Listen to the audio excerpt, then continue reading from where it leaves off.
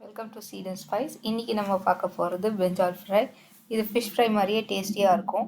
இதை வந்து சாம்பார் சாதம், ரசம் சாதம், தயிர் சாதம் எல்லாத்துக்கும் சைட் டிஷ்ஷாக யூஸ் பண்ணலாம். இது இப்போ எப்படி செய்யலான்னு பார்க்கலாம். நம்மளுக்கு தேவை அந்த பெரிய கத்திரிக்காய். நம்ம யூஸ்வலாக காரக்குழம்பு பொரியலுக்கு போடுற கத்திரிக்காய் இல்லை, இந்த பெரிய கத்திரிக்காய் வாங்கிக்கோங்க. அதை வாங்கிட்டு அதை ரவுண்டாக கொஞ்சம் திக்காக கட் பண்ணிங்க. தின்னாக கட் பண்ணணுன்ற அவசியம் இல்லை, கொஞ்சம் திக்காக கட் பண்ணிட்டீங்கன்னா அது கரெக்டாக இருக்கும். பிளேட்டில் 2 ஸ்பூன் ஜிஞ்சர் கார்லிக் பேஸ்ட் எடுத்துங்க, இஞ்சி பூண்டு விழுது, 1/2 ஸ்பூன் மஞ்சப்பொடி, 2 டீஸ்பூன் கொத்தமல்லி பொடி, 1 teaspoon ஜீரகப்பொடி, 1 teaspoon garam masala, 2 teaspoon மிளகா பொடி, அப்புறம் அந்த கத்திரிக்காய்க்கு தேவையான உப்பு. இது எல்லாத்தையும் நல்லா மிக்ஸ் பண்ணிக்கோங்க. கொஞ்சம் கொஞ்சமாக தண்ணி சேர்த்து இதை கொஞ்சம் நல்லா திக்காக பேஸ்ட்டாக மிக்ஸ் பண்ணி வச்சுக்கோங்க. வச்சுருக்க இந்த மசாலா பேஸ்ட்டை எல்லா கத்திரிக்காயிலையும் அப்ளை பண்ணி வச்சுக்கலாம். மசாலாவில் உங்களுக்கு லெமன் ஜூஸ் வேணுனாலும் நீங்கள் சேர்த்துக்கலாம். நான் லெமன் ஜூஸ் இன்றைக்கி ஆட் பண்ணல.